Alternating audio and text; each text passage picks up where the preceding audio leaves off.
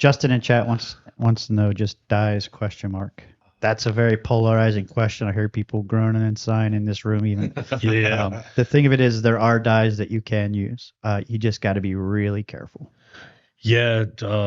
Make sure the ingredients are as naturally derived as they possibly can be. There might be a few companies out there that offer that. I know the Just for Men shit are beard burners. We've proven it. We've tested some of that stuff out in the past. It's actually something that we're thinking about offering, a possibility. Won't happen soon, but we have tested some of that stuff out, and I think it's a good possibility. But yeah, people are either for it or against it, you know. Definitely. And the big thing of it is don't be afraid to just rock the thunder and lightning, you know.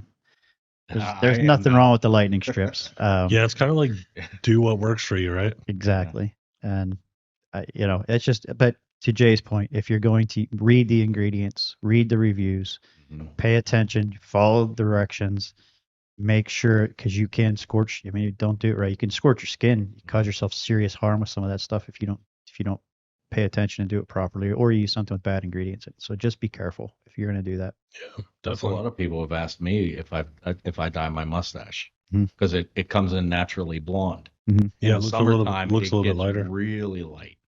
My answer is always the same. No, because one, that's near you. I would be stripping right essentially the hair underneath my nasal passage, which is really bad.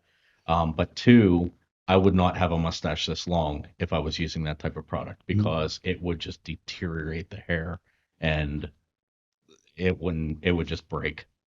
So the answer is no. It's just genetics. There are some people that have.